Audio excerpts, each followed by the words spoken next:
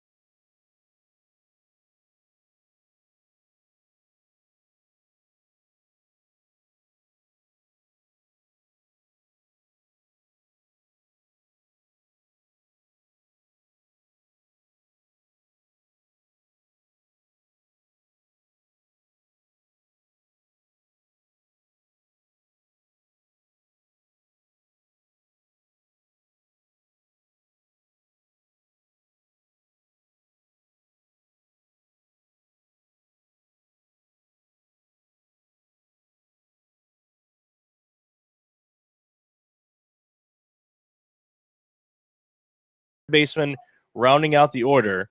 On the mound in game one of this doubleheader for the Miners is going to be Justin Vernia filling the Vern. He leads the league in ERA, comes in with an ERA of 0.0 or 0.69. Check that in 7 games. He has started 6 of them, so this will be his 7th start, 8 appearance, 39 1/3 innings of work. Here's the first pitch here in game one. Taken for a strike. 11 walks, 24 strikeouts on the season for Vernia. 4 wins, 2 losses. This one hit over to second base. That's Levi Jordan there. And 2 pitches, 1 out here in the ballgame thus far. Up comes Trey Dawson, the shortstop. Now batting shortstop number 24, Trey Dawson. If you weren't tuning in during the Napa Auto Parts pregame show, this game, big implications. As a matter of fact, both games tonight, big implications. The Miners come in, their magic number to clinch the number 1 seed in the playoffs. That would give them home field advantage throughout their entire time is 5. They currently have a 2.5 game lead over the Oilers and Pilots. But we will not count our chickens before they hatch. And we're going to take this one pitch at a time. Justin Vernia breaking ball low, even up the count at 1 on Trey Dawson. Dan Collins here on the call, joined alongside broadcast partner Jordan Swick, the official scorekeeper for game 1 of this ball game. That one paints the inside part of the plate for a strike. Media manager Josh Grissom will be on the call in the middle innings, 3, 4, and 5. That one nearly painted the outside corner. Don't know where it was. The count 2-2.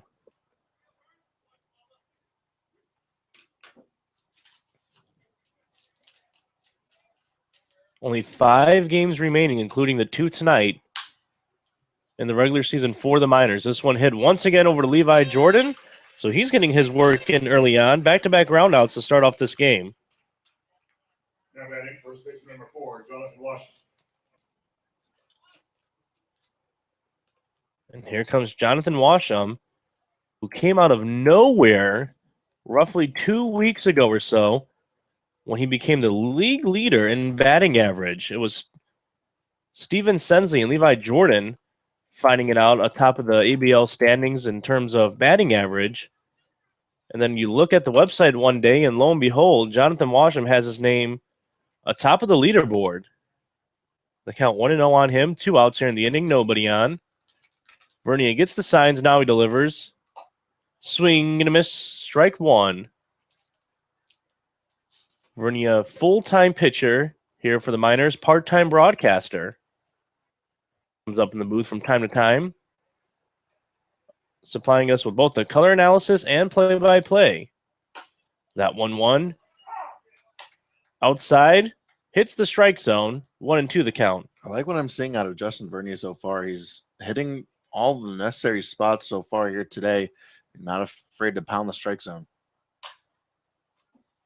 This one fouled and out of play, so it is going to be a 1-2 count still on the number 3 hitter tonight, Jonathan Washam.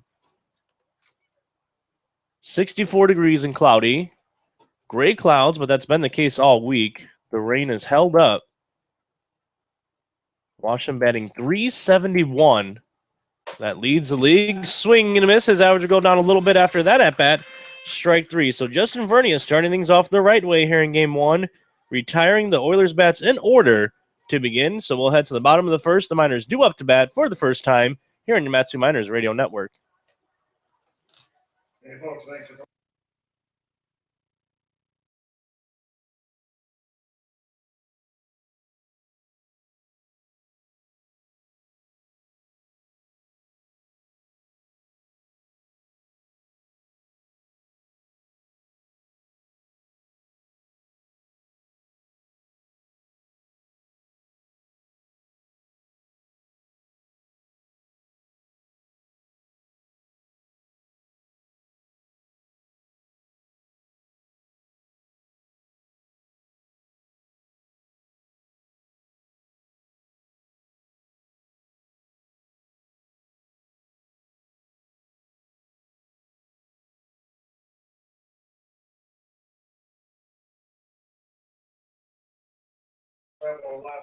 To the bottom of the first inning we go here on your Matsu Miners Radio Network.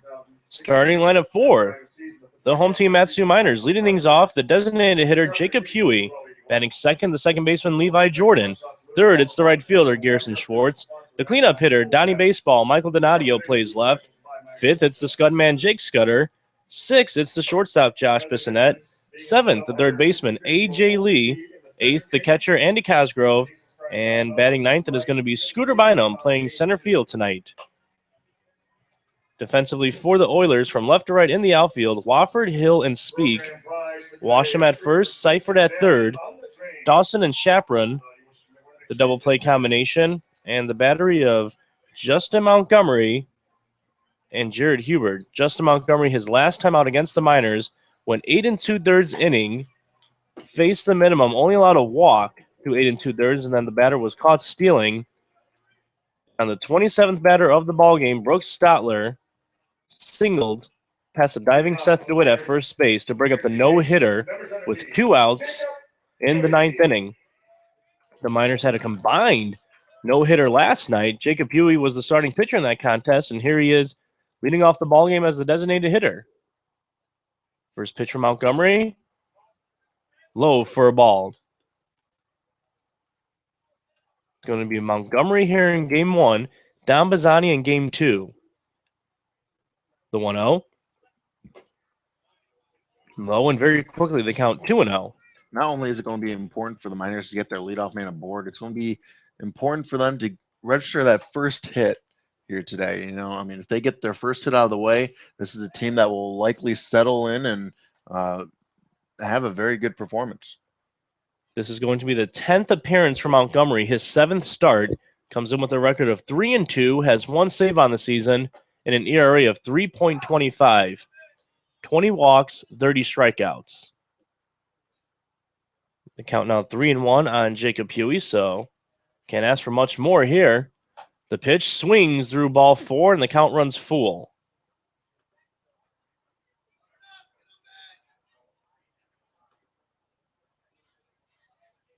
Justin Montgomery getting the signs. He winds, delivers, swing and a miss, strike 3. So Jacob Huey will go down swinging to start things off here in the bottom of the first inning for the Matsu Miners. Now batting, second baseman number 1, Levi Jordan.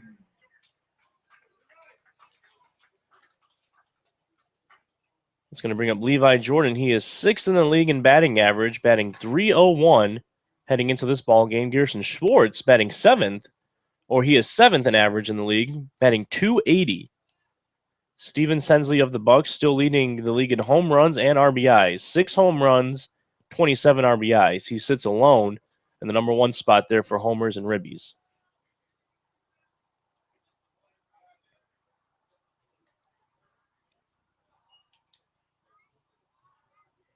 So Levi Jordan digs in here again. The count 1-0 on him. Jacob Huey led this off with a strikeout.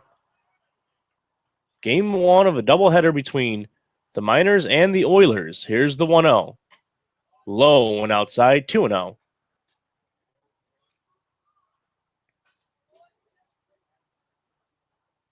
Miners wearing the camouflage unis.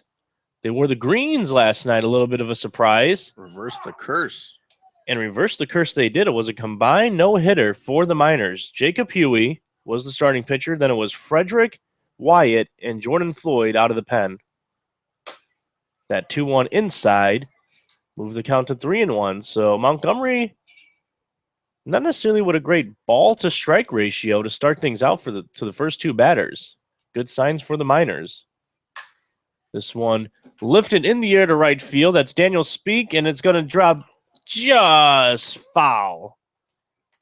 That was awfully close. That was the first base umpire, Justin Phillips, making the call. Brad Polk is behind the plate. Tim Davis over at third. And that's just about as close as it comes right there.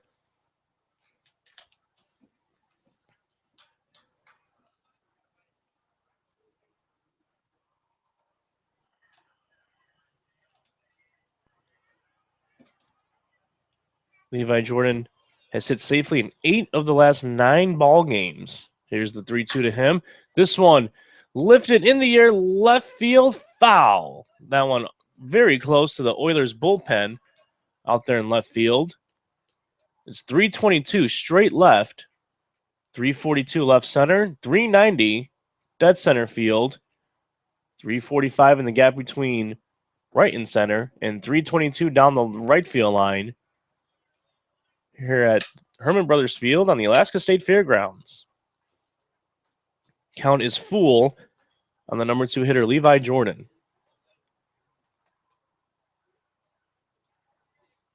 Here's a 3-2.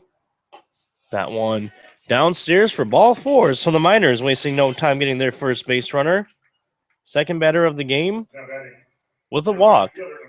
It'll be interesting to see if Montgomery and Bazzani here today will be on a pitch count, because yesterday they had a doubleheader, today they have a doubleheader, and tomorrow they have a doubleheader. So it's a lot of work out of these pitching arms. So you have to think that there has to be a pitch count, because the Miners starters are on a pitch count here today. They actually have 2 more doubleheaders before the season ends, and then 2 more regular games.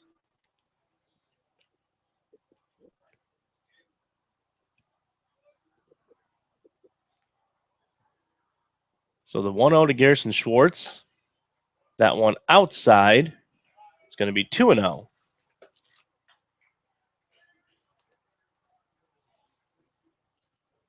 Oilers playing all these doubleheaders at the end of the year because it seems like they loaded up their regular season schedule with a whole lot of non-conference games. They actually canceled a couple of those non-conference games. Why exactly? We never received official word, but this is going to be taxing.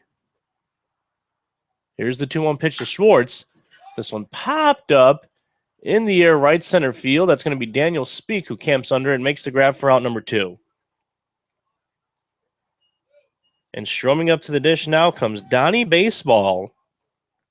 Michael Donadio, left field for the Miners, who has been red hot recently. We told you batting .337 heading into this contest. That is second best in the league behind Jonathan Washam, who's playing first base now for the Oilers.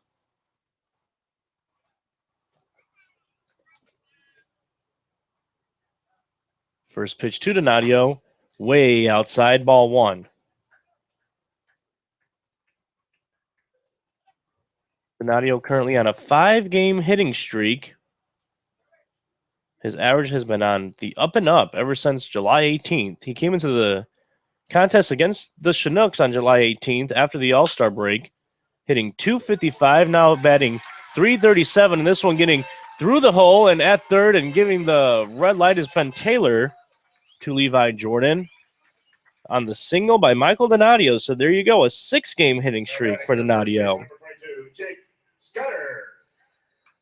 Now bring up Jake Scudder with an RBI opportunity here. Runners at the corners, 2 outs in the bottom of the first inning.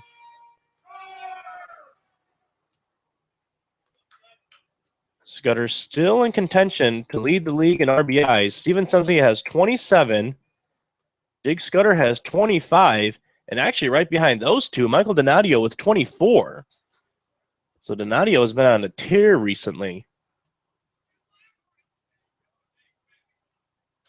The first pitch to Scudder. Upstairs, 1-0. Josh Bissonnette, the shortstop, on deck. Levi Jordan takes his lead over at third. Michael Donadio now doing the same over at first.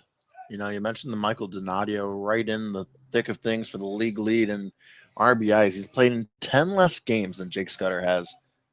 And what is he, 1 or 2 RBIs short of Scudder? He's 1 short of Scudder, 3 short to tie the league leader Sensley. That just really goes to show you how important Michael Donadio has been to this Miners ball club. This one popped in the air, left side, foul. And I can't agree anymore with that statement, especially when he's gotten that batting average up all the way to .337. And he came in somewhat cold, I guess you could say, because he joined a few weeks after the season had already started.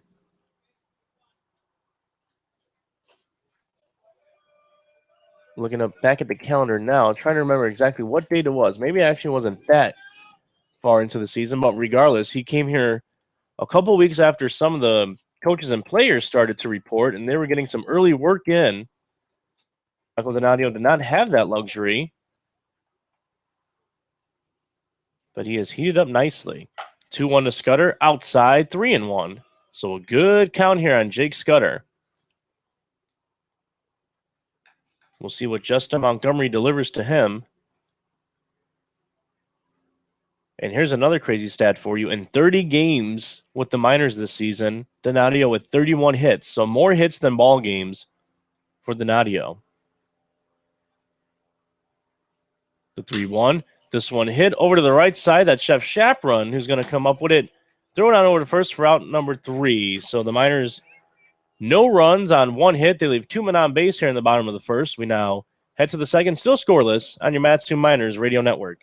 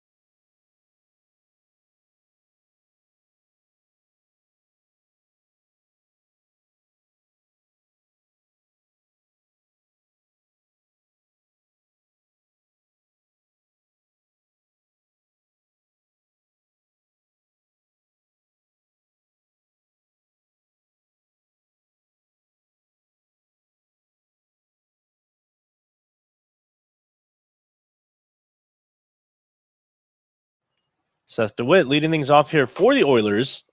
In the top of the second inning, we are scoreless. This game is scheduled for 7 innings because it is a doubleheader. Justin Vernia on the bump for the Miners. Here's the 1-0. Outside, 2-0.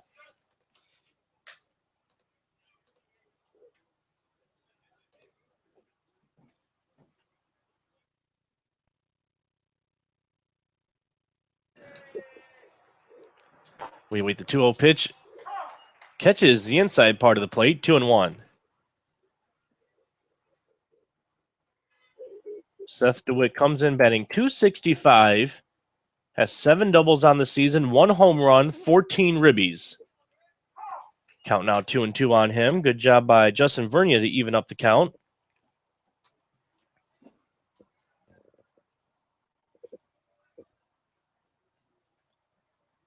Here's the 2-2. That one just outside, 3-2.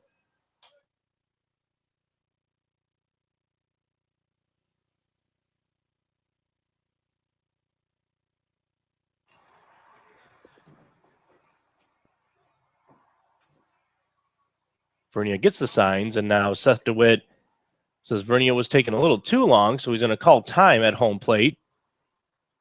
Home plate umpire Brad Polk allows it. And here's the payoff pitch. This one chopped over to Levi Jordan, who is having a hard time feeling it, and he's going to be safe.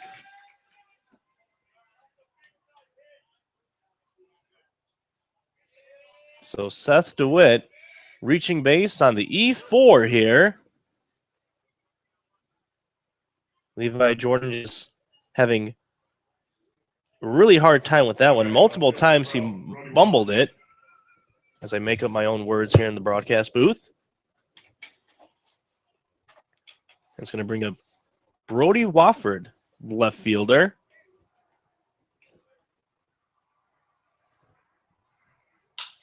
This one's sent into center field. Scooter Bynum takes a couple steps in and makes the quick grab there for out number 1. So far no damage done after the E4, but it's going to bring up the second baseman, Jeff Chaperon. It's going to be his first plate appearance of the night.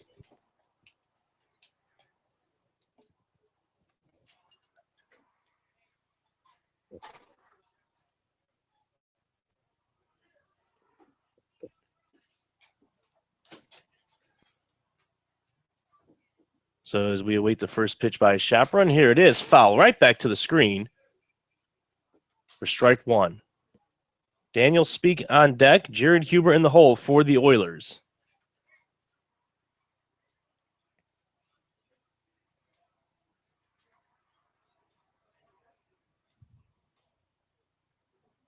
Vernia sets. Delivers. This one hit hard right at Michael Donadio on left field. That is a hang with them for Jeff Chaperon right there.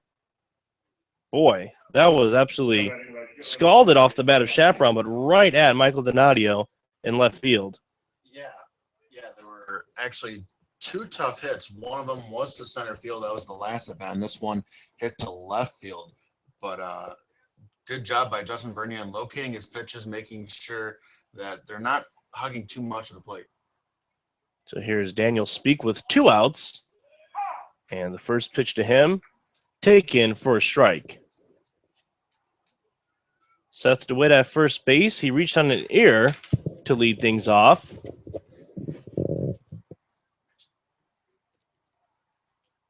Here's the 0-1. Taken outside, 1-1.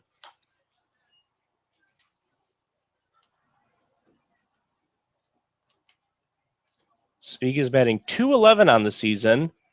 4 doubles, 1 triple, no home runs, 6 RBIs. Swings through that one for strike 2. So Vernia has the Oilers where he wants them. 2 outs here, 1-2 count on Speak. He makes a good pitch here. We could be out of the inning.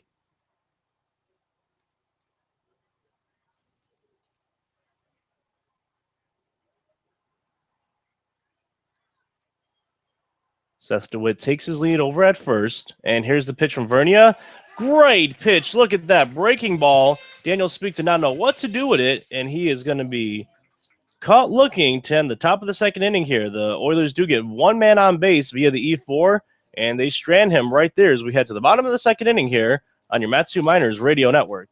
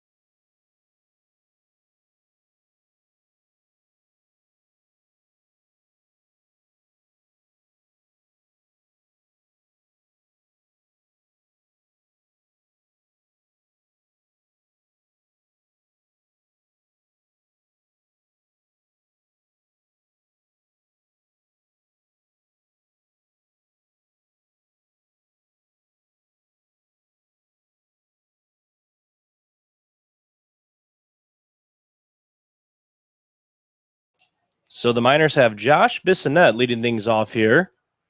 In the bottom of the second inning, Dan Collins alongside Jordan Swick. It's going to be Josh Grissom to start the third. on the call. First pitch to Bissonette, taken 4-ball. Bissonette with 6 doubles, 1 home run, 10 ribbies on the season. Here's the 1-0 to him. Taken for a strike.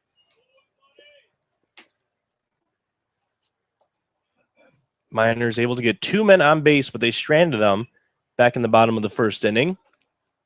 Here's the 1-1 from Montgomery. This one hit in the air. Foul territory. Is Washam or Huber going to have a chance to make the play? No. The Miners with already as many hits against Montgomery as they did in Montgomery's last start when he went 8 2/3 innings against the Miners, only giving up 1 hit. And that was to Brooks Stoller. 8 2/3 innings pitch. He faced the minimum heading into that last at bat by Brooks Stoller, who was able to get the hit to break up the no-no.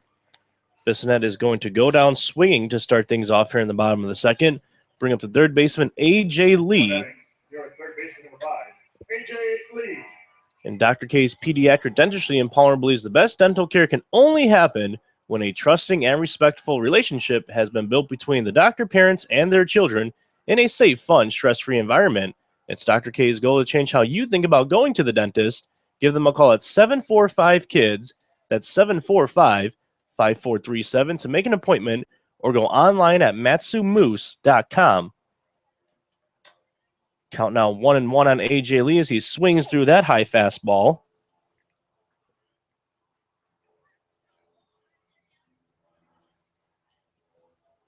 Miners coming in with a record of 23-16. That's good enough for first place here in the ABL. This one grounded right side over to Washam at first base. He's going to step on the bag himself for out number 2. Now batting your catcher, number 21, Andy Cosgrove. The Oilers are 2.5 games back of the Miners, but they still have 3 more games to play extra than the Miners. They have 6 games left after today's doubleheader. The Miners with only 3. They face the Pilots tomorrow in what will be the Pilots' season finale. And that's actually a little interesting. I was trying to figure it out. Before the broadcast, Pilots only scheduled 43 regular season games as opposed to everybody else who is scheduled for 44. For some reason, the Pilots only going to play 43 games this season unless they make something up or play an extra game in August. That is a little weird. Perhaps, I mean, that could have worked out into their favor too, if they were in first place, because that's one less game. I mean, imagine them being up a half a game over somebody. That's true, but we'll wait and see what the case is. They are only 2.5 back, but 1 game left to play are the Pilots. And Andy Cosgrove is going to fly this one out to end things here in the bottom of the second inning. We now head to the third, scoreless, on your Matsu Miners Radio Network.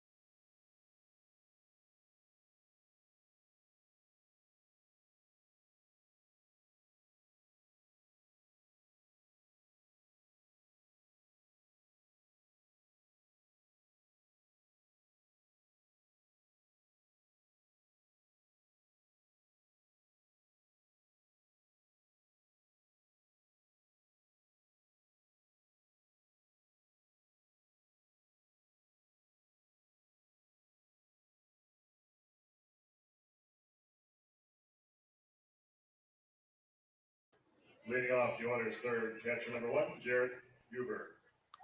Welcome back to Matsu Miners Baseball. I'm media manager Josh Grissom, stepping in for Daniel Collins for a couple innings, taking over play-by-play duties as Vernia delivers strike one to Jared Huber.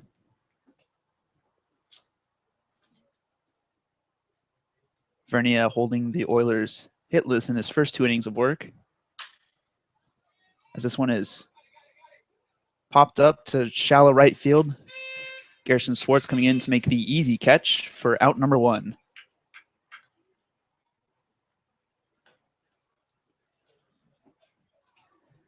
Jordan, I know the three of us coming to the ballpark today, we kind of talked about the significance of this doubleheader, the fact that these two teams are kind of vying for that top seed in the ABL standings, that this matchup has a lot of implications as far as the standings. Yeah, it's absolutely crucial for the Miners to at least pick up one game here. What you don't want to do is to get swept here today. I mean, you take a look at it, the Miners have only 3 more games after the one here today, and it's a complete different story for the Oilers. They got a doubleheader again tomorrow against the Chinooks, who they were swept by last night in Chugiak. So they go back there, and yeah, it's going to be absolutely crucial. The Miners absolutely need one game, but if they do win 2, that would bring that magic number down to 1, which means the Miners would need at least one more win or an Oilers loss to secure that 1 seed. And we were also talking about the fact that even if they were to split the doubleheader, they would still have a 2.5 game lead in the standings, as Vernia delivers ball 4 for a walk for Alex Seifert. And yeah, you know, I mean, it would be no ground lost whatsoever today if they ended up splitting. And, you know, if they win, they would be 4.5 games out in front of first. And that's pretty much, that would pretty much wrap it up. They would just need one more win or an Oilers loss to secure that number 1 seed. The Pilots only have one more game left of the year, that being tomorrow against us. Vernia picks over, but Seifert easily gets back to first. And, you know, we were talking about this all season long, that the Oilers may regret scheduling so many non-conference games, as, you know, now they have to get in all the conference games. This one driven into the center field gap. Diving catch is not able to be made as Schooner Bynum comes up with the throw. Gets it in, and it looks like Darius Hill is going to have himself a double. Seifert reaching third on the play. The Oilers have 2 runners in scoring position as Trey Dawson now steps up to the plate. It was a good effort by Donadio out there in left field, although he was running all the way. I believe he did get a good read off that ball. It was just a perfectly placed hit, and now it's going to be Darius Hill.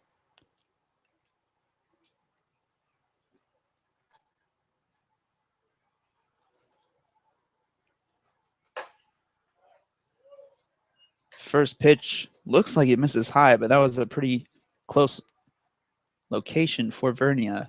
It's the first time today that Vernia has kind of been in somewhat of a jam, so we'll see how he's able to escape.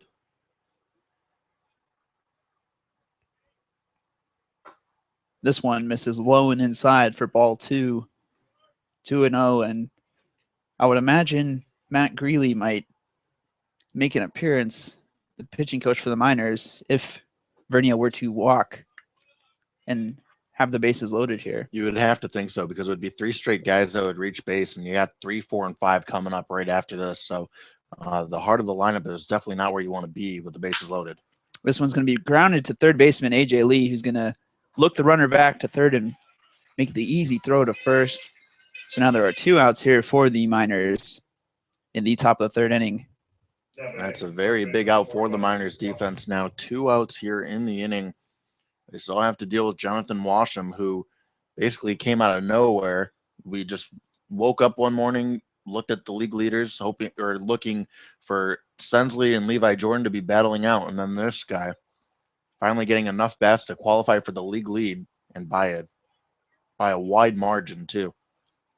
Now, there's been a number of players in the ABL who kind of second half of the summer really stepped it up. Michael Donadio being a name on the Matsu Miners roster, as well as Cam Montgomery.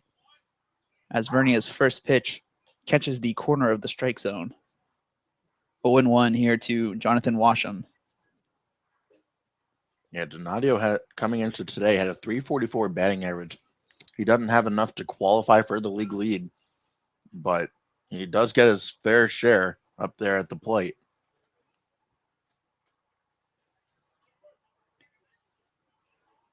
Vernia readies for second pitch of the at bat. That one is going to be fouled down the first baseline for strike number 2. Vernia can get Washam out here. He will escape a bit of a jam early on in this matchup, and runs in this game are even more key than usual with it being a 7-inning matchup as opposed to 9 innings. Not a lot of time for either team to respond.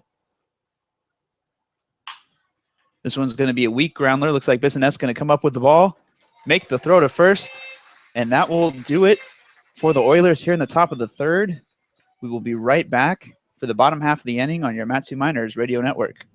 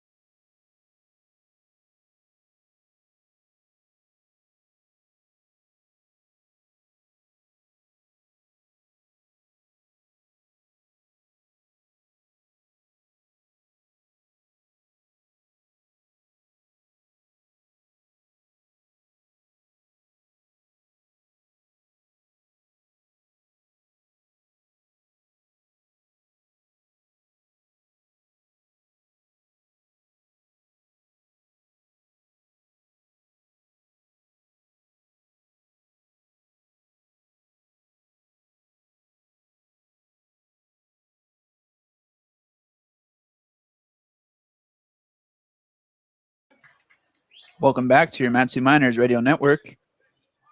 Center fielder Scooter Bynum now steps to the plate for the Miners here in the bottom half of the third, looking to jumpstart the Matsu offense. It's a weak comebacker to Montgomery, who's going to flip it over to first for the easy out. And the Miners now have one down here. Josh, me and Dan were talking maybe an inning and a half ago. We know that the Miners starting pitchers here today are on a pitch count. We have to wonder if the same thing applies for the Oilers, because they had a doubleheader yesterday, doubleheader today, and a doubleheader tomorrow. Normally, I would agree with you on that, but as Huey's going to ground this one to the second baseman on the first pitch of the at-bat for out number 2.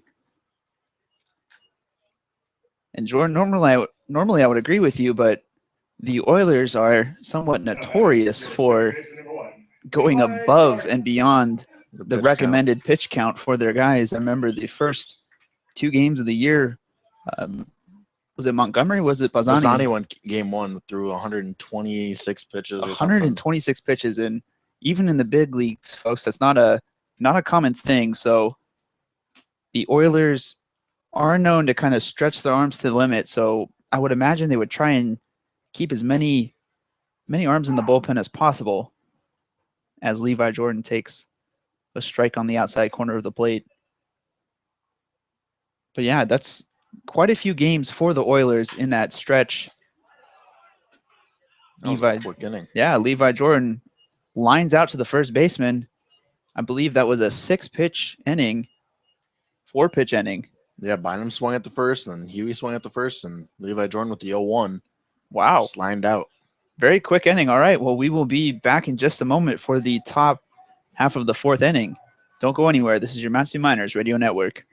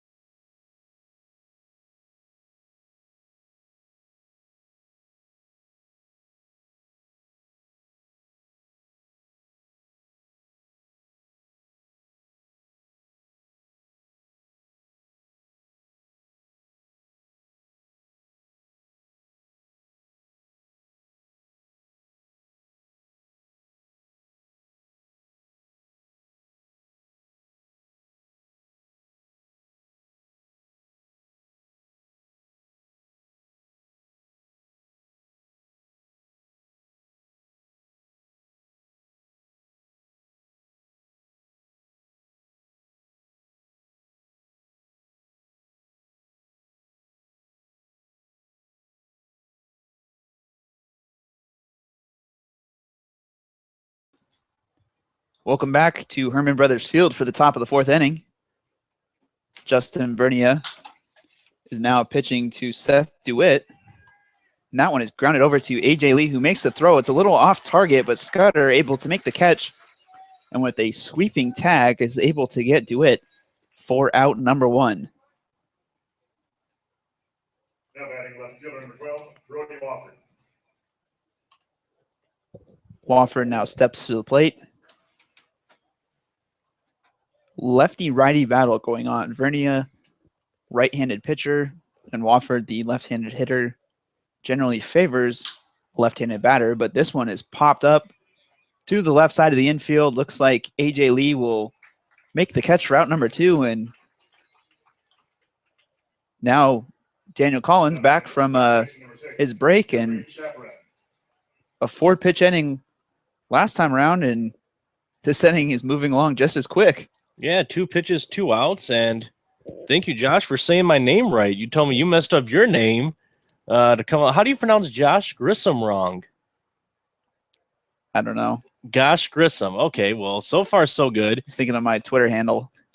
And one thing that I like here from Vernia is that's the 3rd pitch from him now, taken for a strike by Jeffrey Chaperon, is that before the game today, he was saying how the rotation is going to be mixed up a little bit after this start. This is probably going to be his last start of the year, regular season that is, before we head into the playoffs, so he's being very efficient. This one grounded to Bissonette on the 2nd pitch of the AB. 4-pitch inning. Wow, another 4-pitch inning. So 8 pitches in 1 complete inning in the books. Now we will head to the bottom half of the 4th inning here on your Matsu Miners Radio Network.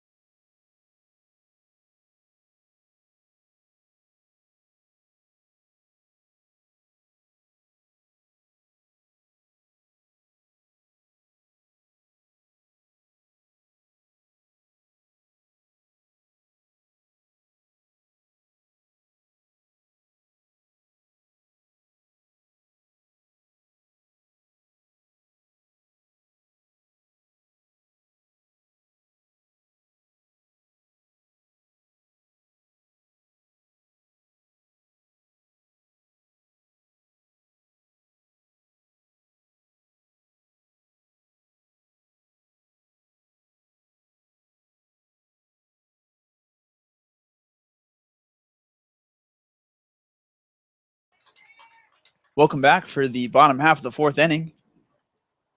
Right fielder Garrison Swartz now steps to the plate for the Miners, as the pitch from Montgomery is low and inside, but catches the corner of the strike zone for strike number 1.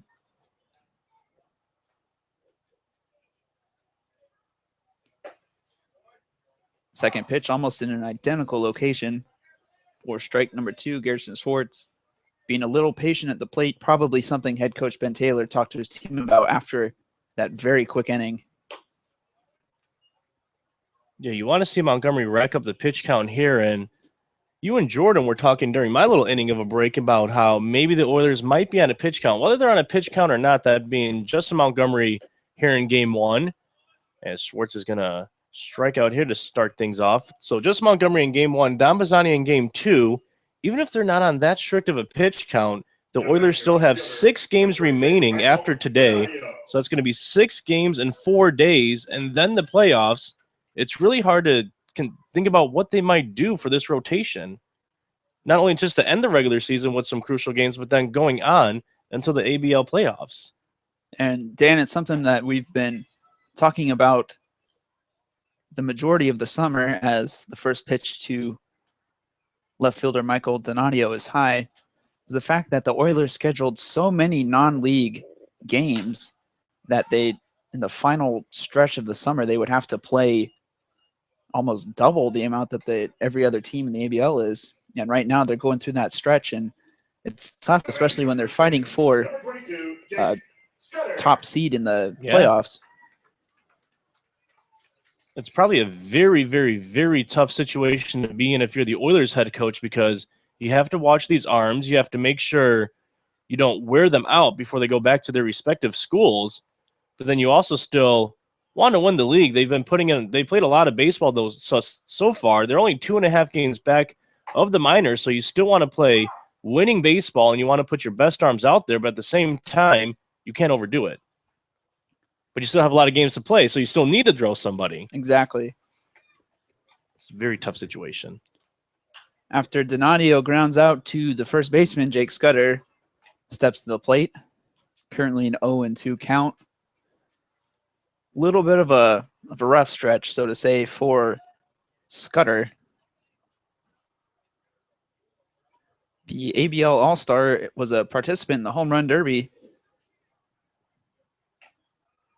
and is known throughout the league for being one of those power hitters and being in contention for one of the league leaders in RBIs for a stretch.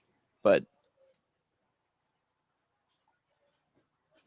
whether it's fatigue or just a slow stretch of play, he's hoping to hit out of that slump today with this doubleheader.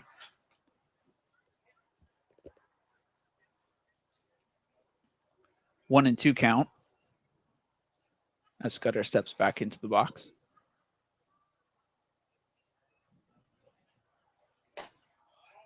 This one misses inside, 2-2 count.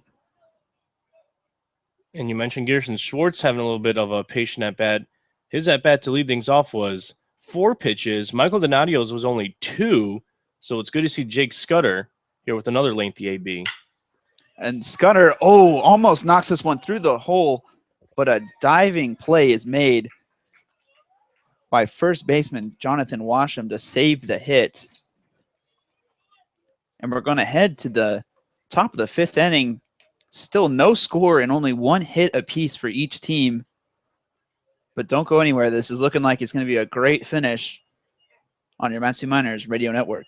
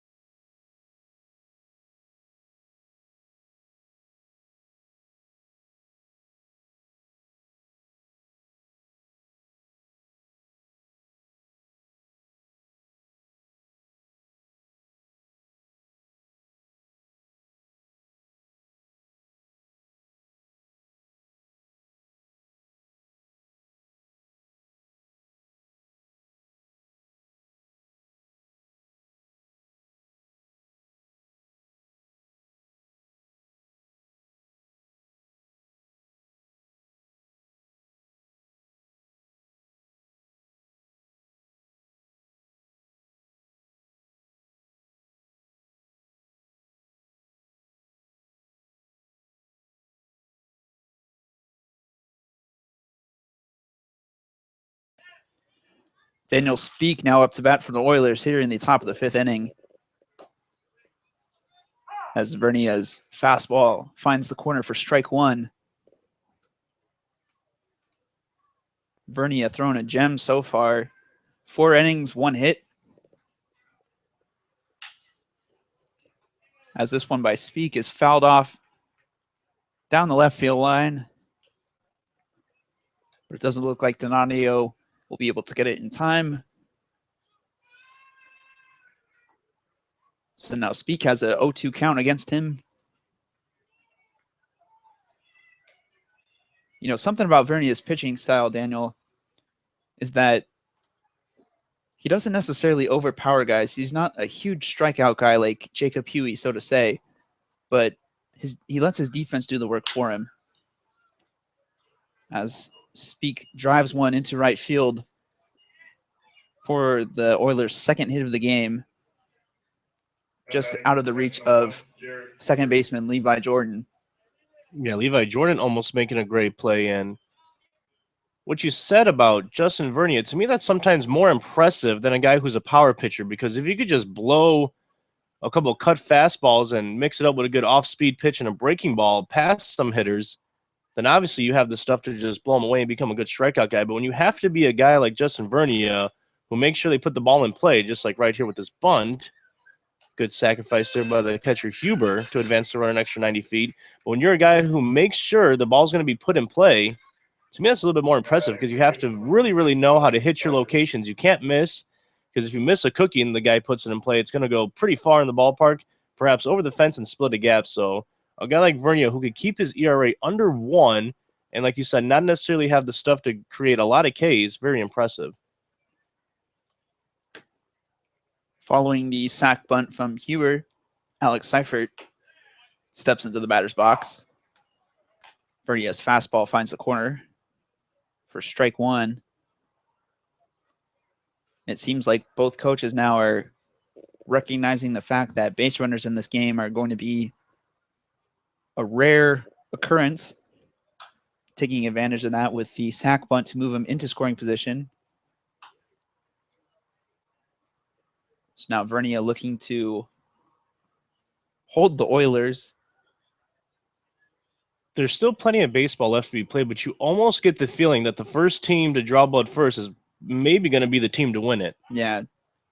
Just the momentum at the ballpark definitely feels that whatever team kind of comes out on top here early, the other team is just kind of accept it and head into the second game. But Seifert fighting at the plate, fouling off yet another pitch. With an 0-2 count, Vernia looking to get his second out of the inning. I know Vernia was on a bit of a pitch count, is what it sounded like the players were saying before he started the game.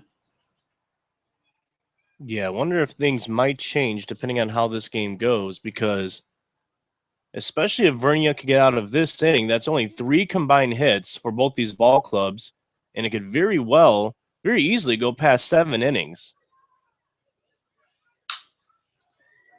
This one grounded to the first baseman, Jake Scudder, who's unable to come up with the baseball. And what should have been out number 2 is an error in E3 if you're scoring at home.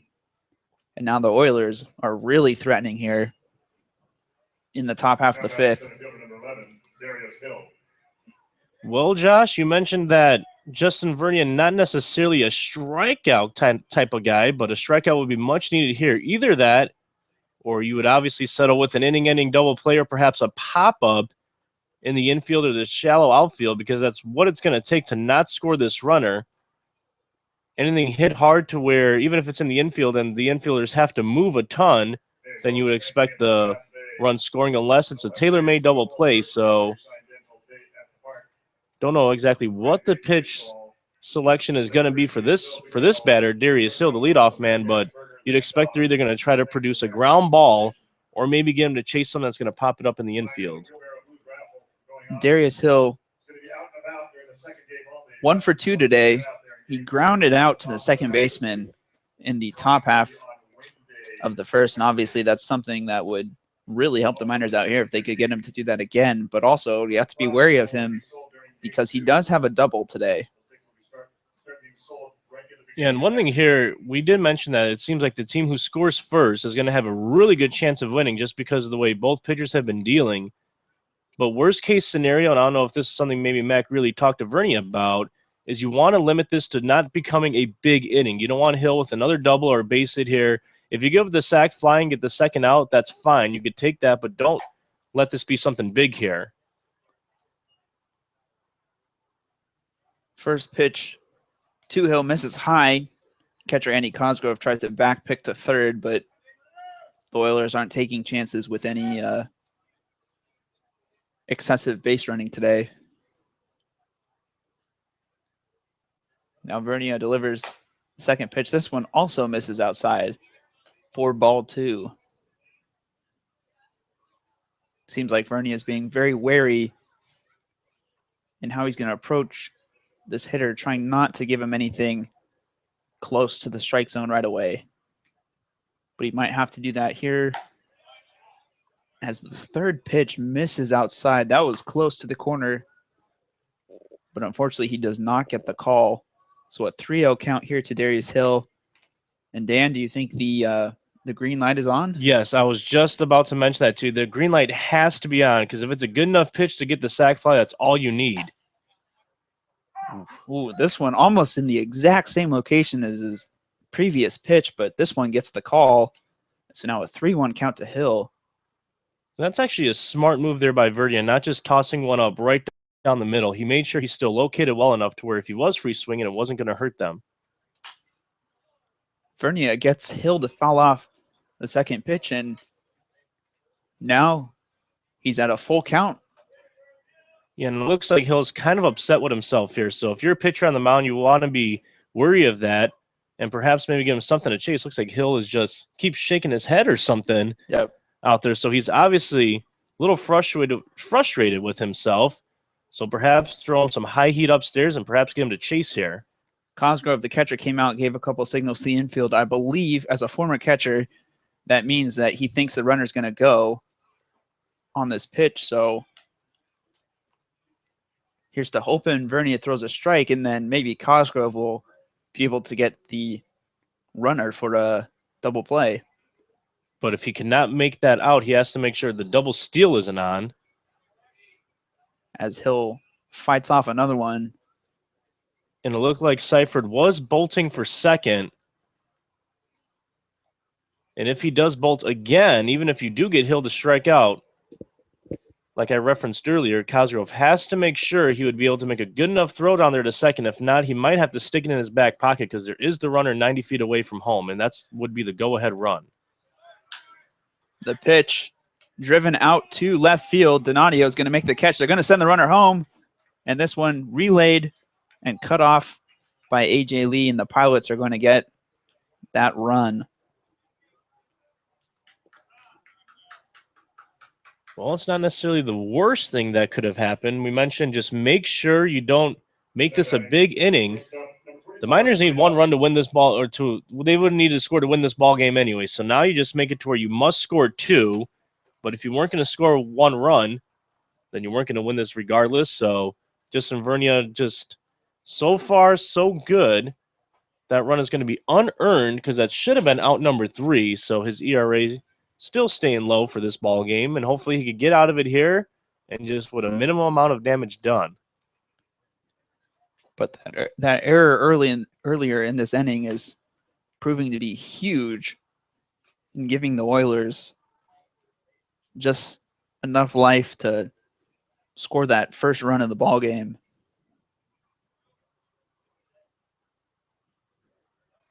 Yeah, let's hope that this is not the case, but it tends to be that if it's a pitcher's duel or some type of ball game like we are witnessing here in game 1 of the doubleheader, it takes a quirky play like that, a pass ball, wild pitch, and air to be the deciding factor. Let's just hope that's not the case here in game 1. Vernia hits the corner against Trey Dawson for strike number 1. Now has an 0-1 count against the shortstop. Still a little concerned with Seifert over there on first base. Center fielder does have a bit of speed, and they've been checking him ever so often, as this one is going to bloop into right field for a single for Trey Dawson, and now the Oilers have runners at first and second with 2 outs. And this is going to bring up a good one. Jonathan Washam. He came into this ball game leading the league in average with a BA of 371. So now Andy Cosgrove goes out to the mound, and he's going to have a little chit-chat with Justin Vernia and this being the most dangerous hitter in the Oilers lineup, if they're going to break this game open, it would probably be here with the man at the plate. So Justin Vernia having to be very cautious with the man who's about to step up to the dish. Watched him today, struck out in the first and then grounded out to Josh Bissonnette in the top of the third. And I think Justin Vernia there on the mound, one thing he has to worry about, I know they were a little worried of Cypher when he was on first base, but in a situation like this with 2 outs, you almost shouldn't even worry about the base runners, just worry about the man here at the plate, because if you get him out, the inning's over, and it's just minimum damage. Ooh, Vernia tries to throw some sort of breaking pitch, but it doesn't break enough.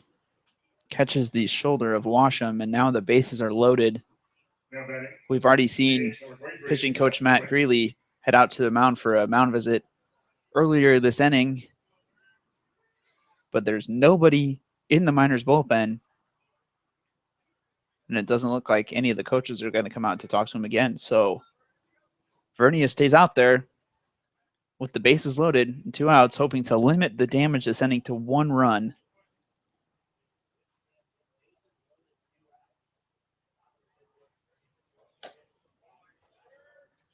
This one misses low for ball 1 to Seth DeWitt, the cleanup hitter.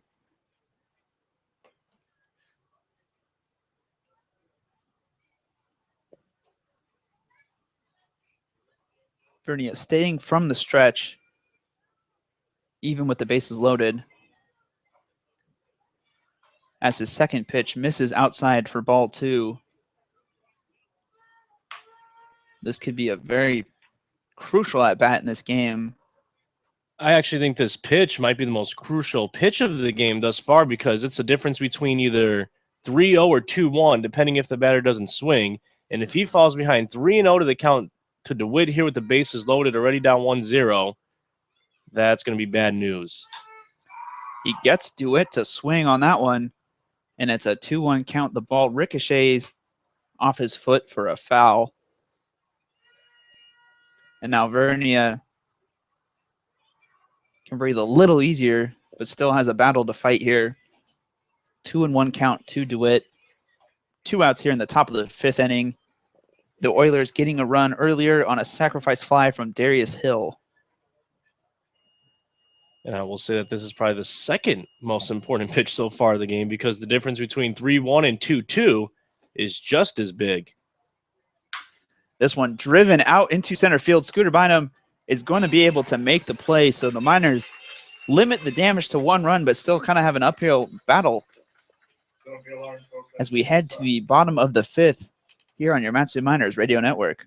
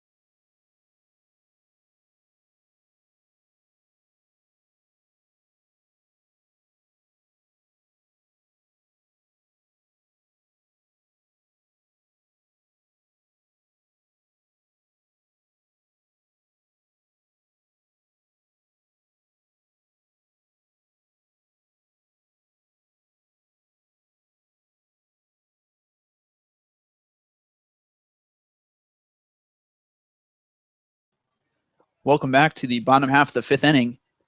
The Oilers holding a 1-0 lead over the Miners, thanks to a sacrifice fly from Darius Hill, proving to be all the difference. Montgomery throwing one right down the middle. Bissonnette fakes like he's going to bunt and pulls back. But that pitch just too good for the umpire.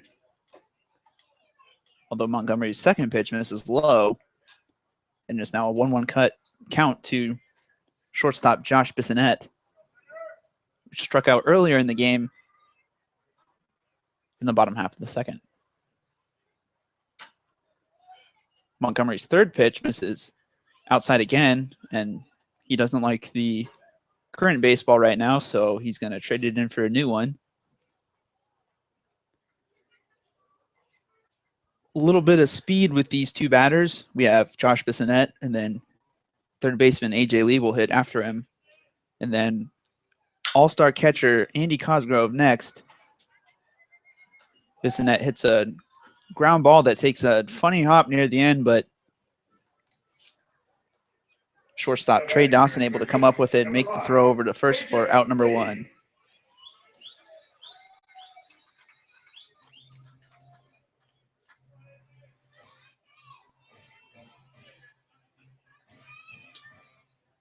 And Dan, in the first half of the season, AJ Lee wasn't necessarily hitting well every single game, but he had some big at-bats for the team, especially against the Chugiak Eagle River Chinooks. There for a couple games, he had a nice little stretch going. And now that I think about it, if I had to give an award for most improved player this season, it actually might be AJ Lee. When you mentioned that, I know that's just kind of off the top of my head without going through any little bit of stats or reminiscing on the season. But one thing is for sure, he is one of the most improved players. As you mentioned, he was in a little bit of a rut. And after coming out of that dry spell against the Chinooks, he didn't necessarily tail off again. He still somewhat remained a pretty good hitter there at the plate. And he's a guy with a really good, solid infield, good infield depth here for the Miners, especially with Angelo Armenta, who's not playing today. They switch around. A couple guys who get a day off every now and then. But anytime his number is called, he gives you solid at-bats. And he's one good competitor. And we mentioned, even with that dry spell, he did everything he can to break out of that slump and improve. He didn't let it necessarily get to him. A 1-2 count to the Miners' third baseman. Montgomery misses low, and it's a 2-2 count. And Dan, the Miners hitters appear to be a little bit more patient these last couple innings as opposed to that 4-pitch inning they had a little bit ago earlier in the game. Yeah, at this point, you just might have no choice but to mix it up. It seemed a couple innings, the strategy was just going to be go out free swing and attack maybe first pitch, second pitch against Justin Montgomery, try to mix it up. But whatever formula they're going to have to find to finally get to Montgomery, something's going to have to give. AJ Lee lifts this one up, but it's going to be an easy play for right fielder Daniel Speak for out number 2. Justin Montgomery goes 8 2/3 innings last time out against the Miners, only gave up 1 hit. Here we are in the bottom of the 5th, and he's still only given up 1 hit, 2 outs here. So something about the Montgomery factor that just has the Miners off guard. At this point, it might even start to become a little mental.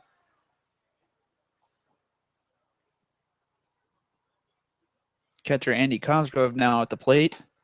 So he's going to watch the first pitch miss high for ball 1.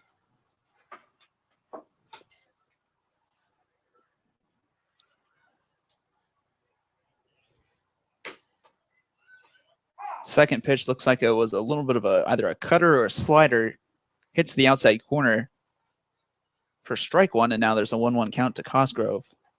And then looking ahead, Dan, for the next few innings for the Miners, as Cosgrove is going to ground that one out to the shortstop for out number 3.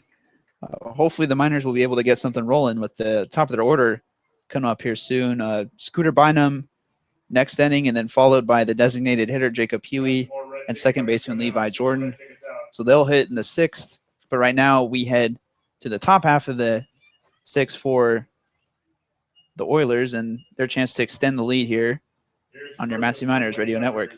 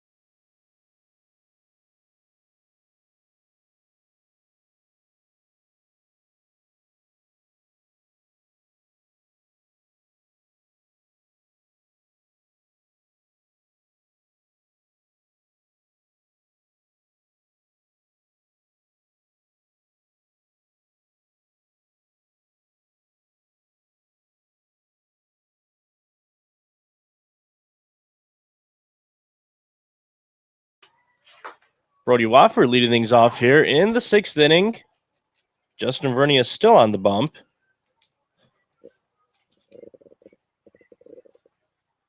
Here's the 0-1. Lifted in the air. Garrison Schwartz. It is deep, back, and off the wall. Going to short hop the wall. Garrison Schwartz will now get it back in. It is a leadoff double for Brody Wofford of the Oilers. Dan Collins back here on the call. Keeping score in my scorebook now is Josh Grissom, who gave a couple solid innings of play-by-play. And he actually had some very neat handwriting here in the play-by-play scorebook. And now it is back to my chicken scratch here as we start things off in the top of the 6th inning. Jeff Shapron making his way up to the dish now after that leadoff double. And what do you know? Justin Vernia giving us another strong outing. But so far, Miners unable once again to get anything really going against Justin Montgomery. At this point, it might even just become mental. Because I don't know what it is Montgomery has that is keeping the Miners hitters so off balance. I almost hope it's a mental issue now at the moment, because then if they just clear their heads against this guy and realize they could hit off him, they can hit it off any pitcher in the league, this Miners ball club,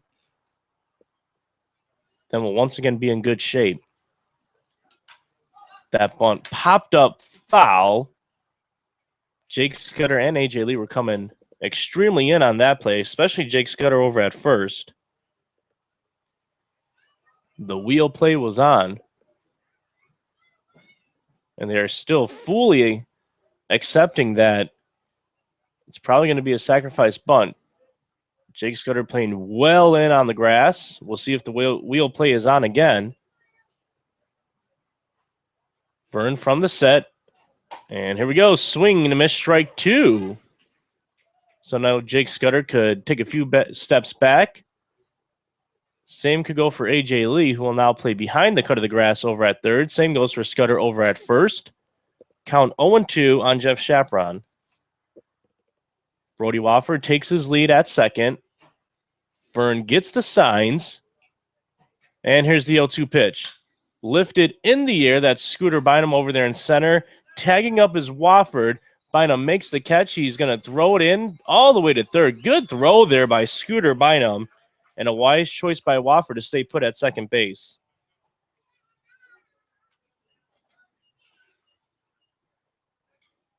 Daniel Speak, the right fielder, coming up now to the plate for the Oilers, who lead by a score of 1-0 here in the top of the 6th inning.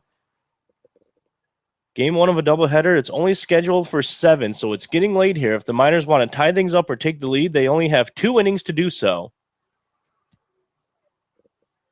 Left-handed hitter, right-handed arm. Vernia versus Speak.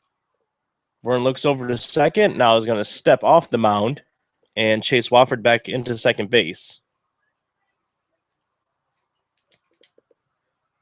A little bit of a gap in right center field, so Speak pulls this ball. A lot of space out there in the outfield to put it. This one chopped right back up toward the middle. Josh Bissonette is going to come up with it, throw it over to first, and it takes Jake Scudder off the bag. So that will put runners at the corners, 1 out. Out comes skipper Ben Taylor. I don't know if he's going to contest that call. Looks like that's probably what's going to be the case. Trying to say that Scudder perhaps was still on the bag. Still no official ruling on that play. And the umpire is going to talk this over, so perhaps no official ruling should be made just yet. I can't really say with full confidence whether that was Scudder's foot on the bag or not. It seemed like he was on the bag, and the official call is going to be safe, so we're going to await the official score here now. If it is ruled an error, I would guess it would be on the throw, considering it took Scudder off the bag. Regardless, runners are still at the corners, and we are getting word now that it is going to be a single for Daniel Speak. Ruling it a hit. That is going to be the fifth hit of the ball game for the Oilers. and is going to bring up the catcher Jared Huber to the plate. Wofford at third, Speak at first. Levi Jordan and Josh Bissonette, the double play combination at double play depth. Vernon gets the signs, now delivers. This one popped up in the air, should be deep enough to score a run. That's Garrison Schwartz who's going to come up and he's going to throw it all the way to the plate. Are they going to get him? No, the throw over to second. Safe. So a sacrifice fly for Jared Huber. And that will be an earned run for Charts to Justin Vernia as Wofford scores, and it is a 2-0 ball game now at Herman Brothers Field.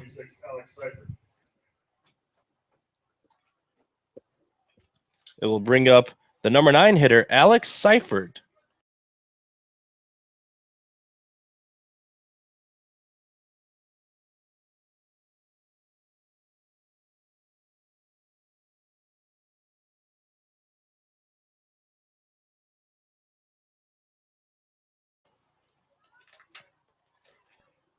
Vernia delivers. This one grounded toward a diving A.J. Lee. He's up and it makes the throw. Out number 3, but not before a sacrifice fly off the bat of Jared Huber extends the Oilers' lead to 2-0 here. As we head to the bottom of the 6th, the Miners have some work to do. We're only playing 7 in this doubleheader.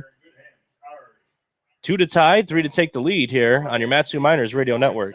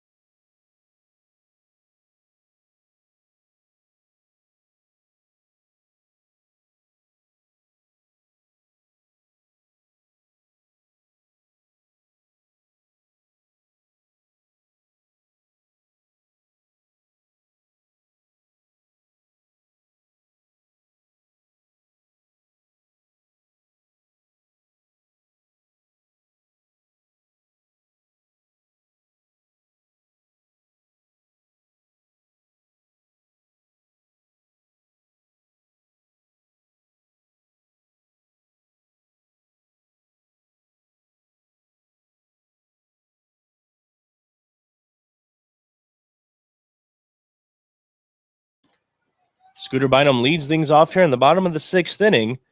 1-0 count on him. He took the first pitch he saw. He's going to take the second pitch he sees. This one for a strike, even up the count at 1.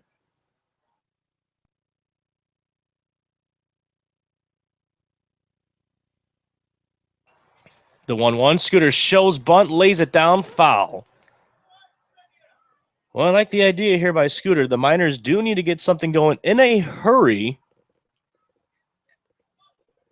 They trail it by a score of 2-0 here. So far, only 1 hit against Justin Montgomery. And no activity up with the Miners bullpen. I would guess Justin Vernia perhaps is going to go the distance here. Swing and a miss, strike 3 on Scooter. He goes down. Swinging to start things off here in the bottom of the 6th. It is going to bring up the designated hitter and leadoff man tonight, Jacob Huey. Hitter number 17, Jacob Huey.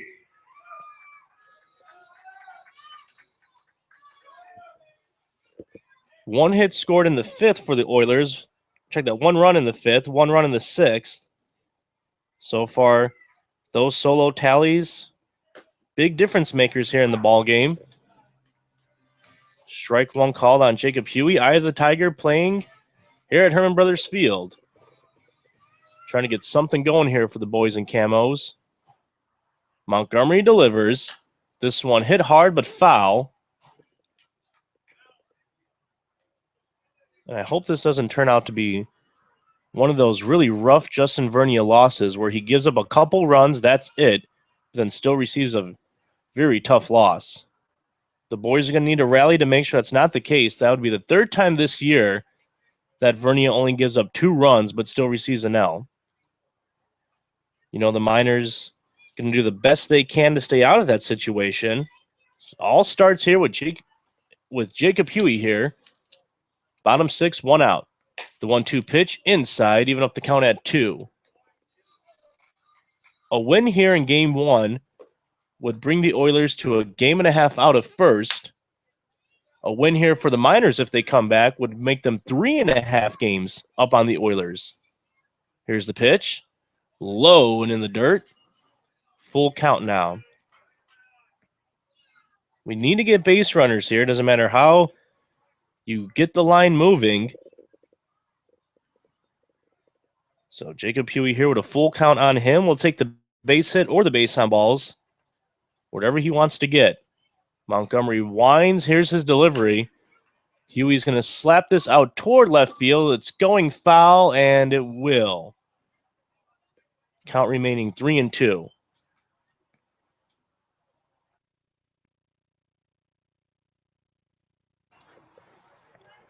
Montgomery here in the 6th inning. We await his 75th pitch.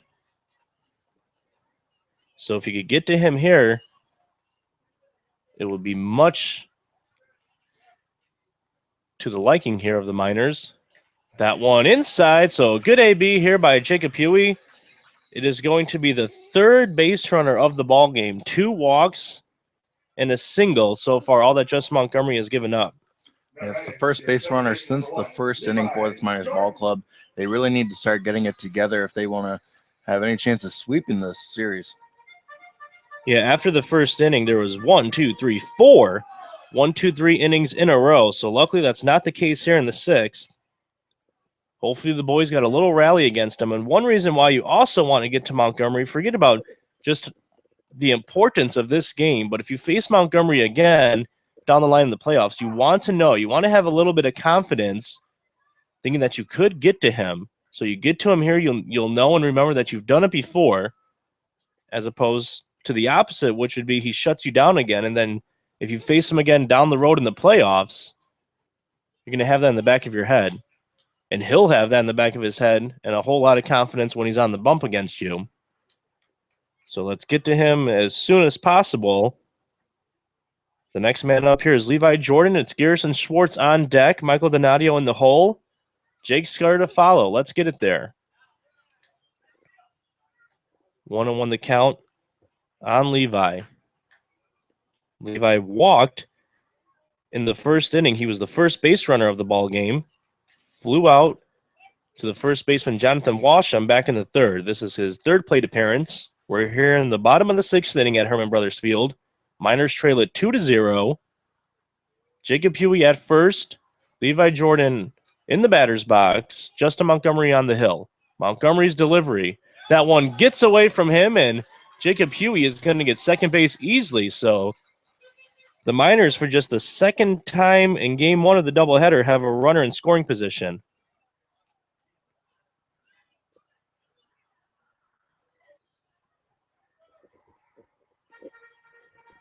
The official ruling on that one, a wild pitch.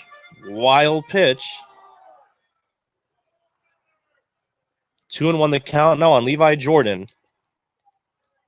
Levi Jordan representing the tying run at the plate. That's all you can ask for at the moment, is just bringing that tying run up to the plate. If Jordan gets on, it'll bring the go-ahead run up to the plate and Garrison Schwartz. 2-1 count on Jordan with 1 out. Here's the pitch. Outside, 3-1.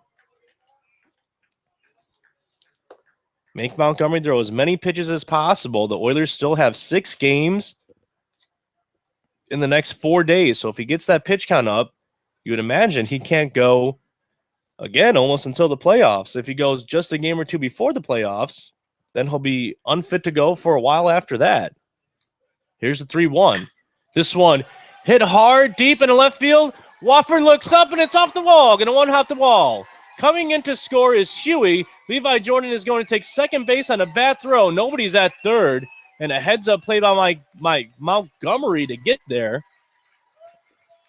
And the Miners finally have something going. Man, that one almost got out of the ballpark. That could not have missed by more than a foot. Yeah, it literally hit right off the wall. Actually, if the fence was a little lower here at Herman Brothers, it would have been a 2-run shot. A tying 2-run homer would have been for Levi Jordan. Instead, we just have to worry about keeping the line moving. And here's Gerson Schwartz. He's up to the plate. A hit ties this ball game. Very crucial at bat here, and the General's up. You got your hitters that you feel most comfortable with coming up here. Garrison Schwartz and Michael Donadio to follow. So we'll see if the Miners have anything to work Schwartz with. swinging on the first pitch. It is going to be a 3 unassisted out, but Levi Jordan moving an extra 90 feet. He now stands at third base. So 90 feet away are the Miners from tying up this ball game. And here's the man you want up now at the plate, Michael Donadio. 1 for 2 with a single. Donnie Baseball. And we're going to have here a quick mound visit. Nobody warming up in the Oilers' pen. So they just want to give Justin Montgomery a little bit of a talking to. We mentioned earlier about Michael Donadio that he extended his hitting streak to 6 games. In that 6-game hitting streak, he has 2 multi-hit games, both against the Bucks, where he went 3 for 5 in both those contests. And now with outdoor seating, you can enjoy refreshing drink and good friends outdoors in the Alaska sunshine. Located in downtown Palmer, the Palmer Bar is a great place to grab a bite to eat and take in the sights. Call 907-745-3041 today. Levi Jordan at third. He represents the tying run. Michael Donadio at the plate. Montgomery kicks, delivers. Inside, ball 1.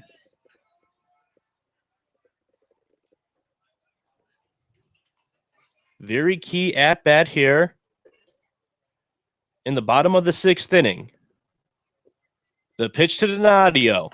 Swing and a miss, strike 1. Michael Donadio with 24 RBIs on the season. That's 1 behind the team lead. Jake Scudder, who's on deck, has 25. 3 behind the league leader, Steven Sensley. Sensley has 27. The pitch to Scudder.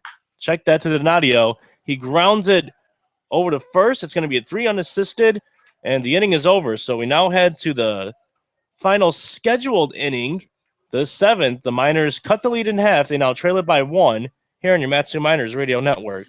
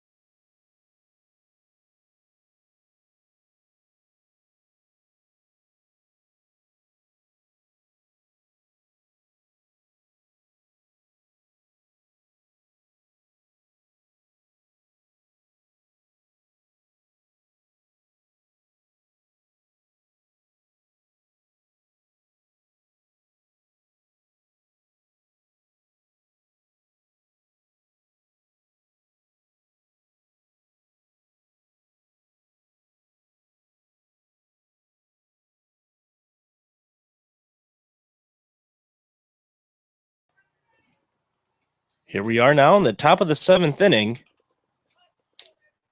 Alex Seifert leads it off for the Oilers. They lead the Miners by a score of 2-1 here in the 7th. And popping it up and making the play is Josh Bissonette for out number 1. Bring up Trey Dawson, the shortstop. So far, so good here for Justin Vernia. Looks like they want him to go the distance. Nobody warming up in the Miners' pen. This is the 7th inning here at Herman Brothers Field. Vernia is pitching a gem. 2 unearned runs in this ball game. That hit changed to an E3, so I go back, and that's actually going to make that a unearned run for the Vern. This one swung on, lifted deep, but it's going to go foul off the bat of Dawson.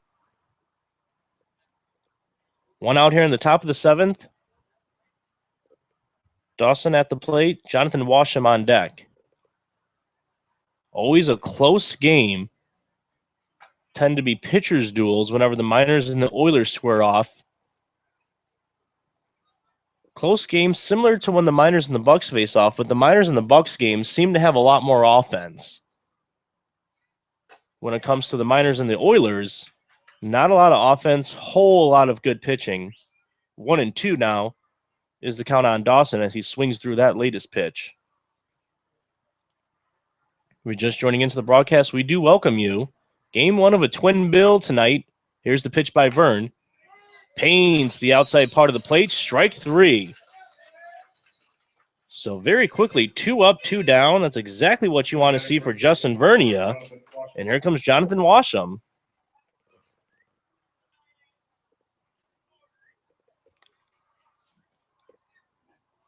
Vernia under the 100 pitch count.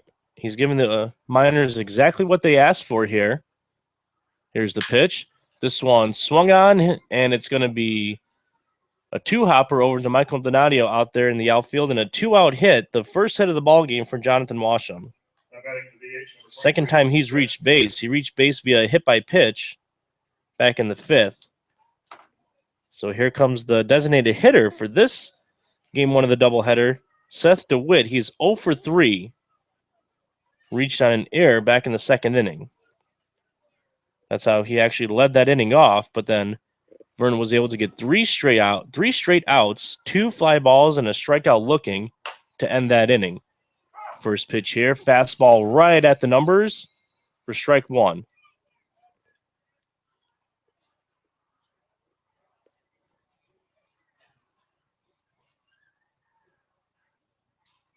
The infield playing DeWitt to Poole. Curveball downstairs, even up the count at 1. Summer is the perfect opportunity to work on your golf game. The Palmer Golf Course is located right in the heart of Palmer, just about 2 miles from Herman Brothers Field. Call 907-745-4653 for more information. Vernia with the 1-1. Low once again and in the dirt for ball 2.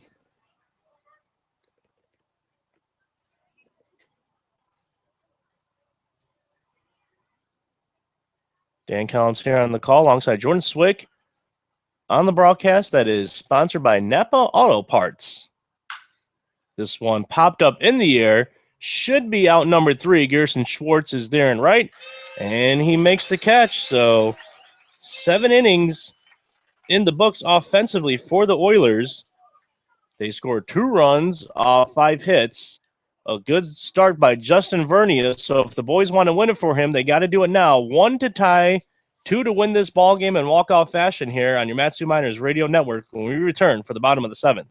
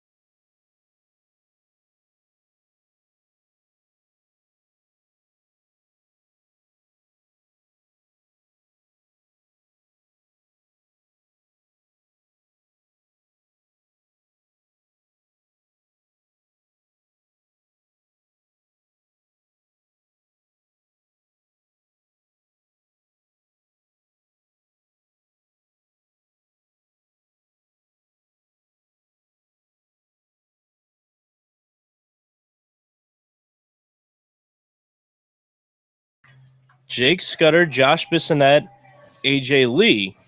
Due up here for the Miners in the bottom of the 7th inning. This is a doubleheader, so this will be the last scheduled inning. The Miners need 1 to tie to take it to extras, 2 to win the ball game. Montgomery's pitch. This one chopped over to first and is going to be a 3 unassisted to start things off here. That is the 3rd 3 unassisted in a row. Back-to-back 3 unassisted plays to end the 6th inning. Here we are in the 7th, and that's how it starts. Josh Bissonette, the shortstop, now up to the plate.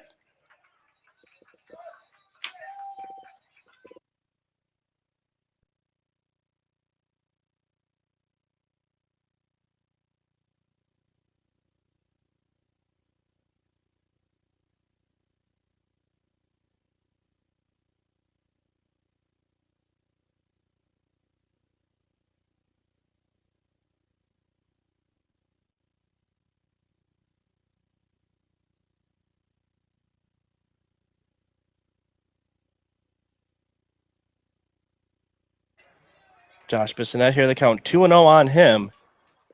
And I really don't know what it is about Justin Montgomery. Can you imagine that? This would be 3 hits if the Miners don't get another one. 3 hits in his last, let's do the math here. So 8 plus 7, that would be 15. 15 and 2/3 innings it would be if he goes the distance here. Right now he is exactly at 15 innings. In his last 15 innings against the Miners, only giving up 3 hits. The pitch here, taken for a strike. Justin Bissonette thought, or Josh Bissonette thought he had a 4-pitch walk. A lot of tongue twisters here in game 1. I don't know what it is. Josh Grissom, apparently he told me messed up on pronouncing his name when he came on. That was pretty funny. This one gets away. Okay, Jordan, here we go. It's time to talk strategy. Do you do a pinch runner here in this situation for Josh Bissonette? I have to think that you do. You have to get somebody with more speed. I think Josh Bissonette has decent speed. He does. But at the same time, I feel like you have to get your fastest runner on base here. Regardless, you do need what head coach Ben Taylor is, I'm sure, shouting out over there by third base, as he's also the third base coach, takes up those duties as well as being the skip, is you need the next man up.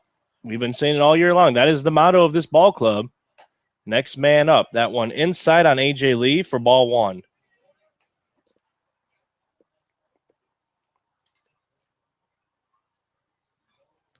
Josh Bissonette taking his lead over at first. We await the 1-0 from Lee, and it's down in the dirt, ball 2. Hey, at this point, if he wants to go ahead and walk a few batters, so let it be written, so let it be done. Activity now in the Oilers bullpen. We'll let you know who that is momentarily. Jordan Swick getting the binoculars out. He's going to get a good read on the number or see if he can recognize the face. If he doesn't recognize the face, he'll go online, look up the number on the Oilers roster, and he'll let me know exactly who that is. At this point, I'll take Justin Montgomery out of the game. Why not? And it looks like it is Andrew Bash who is warming up in the pen for the Oilers. I'm sure they don't necessarily want to go to the pen, seeing as they have so many more games left to be played. That one low, just at the knees, says Brad Polk, the home plate umpire, for strike 1. That was close. Very close was that last pitch. It's the difference between 2-1 and 3-0. This one chopped, foul.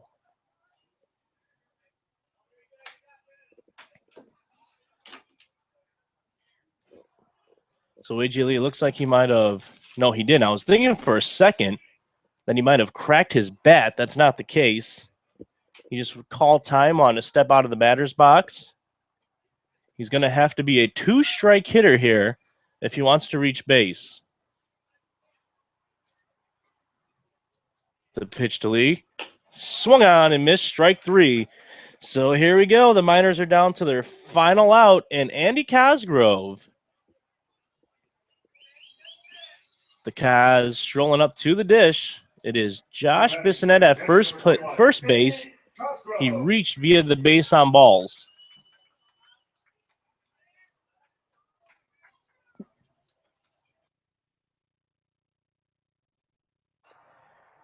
Justin Montgomery so far pitching another gem.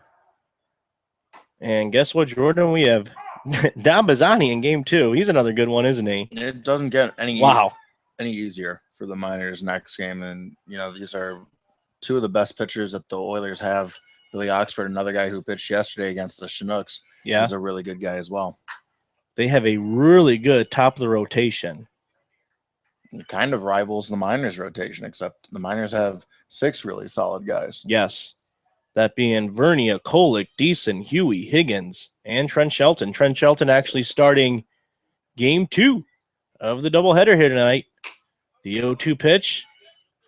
Huber thought it was the ball game and said it's 1-2 the count now on Andy Cosgrove. Jordan Swick on the call. He'll be joined alongside myself on the color analysis and scorekeeping for game 2 of the doubleheader, which should start roughly 30 minutes after this ball game concludes. That one hit hard. Please be fair. It is not. Josh Bissonnette would have had to really kick it into high gear had that one have been fair. Well, if you want to look on the bright side, back-to-back hits ties this ball game up. Or if Cosgrove sends one down the right field line, that could score the ball game.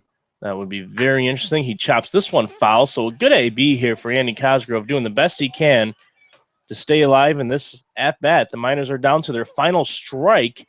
They trail it by a score of 2-1, an absolute pitcher's duel. What else is new in this matchup between the Miners and the Oilers? The pitch to Cosgrove sends it foul right by us here in the broadcast booth. Garrison Schwartz coming out of the dugout to chase that ball down.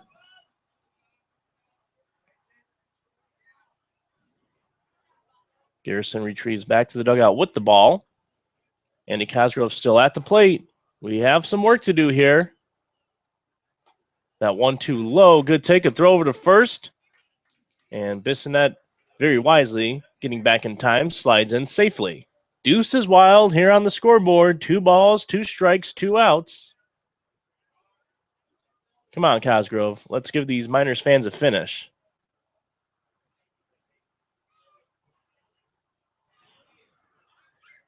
The 2-2. And he just fouls that one. He checks his swing. It was inside. And just tips it. So Andy Cosgrove remains alive in this at-bat. And one thing they are making Montgomery do is earn this one. He's approaching the 100-pitch mark. As I do the math in my head. 2 balls, 2 strikes, 2 outs. Here's the pitch. Outside. Good take by Andy Cosgrove. Count runs full on him. It's Scooter Bynum on deck. Scooter Bynum with 2 hits, 3 RBIs last night. Montgomery had 104 pitches right now. Wow. There you have it.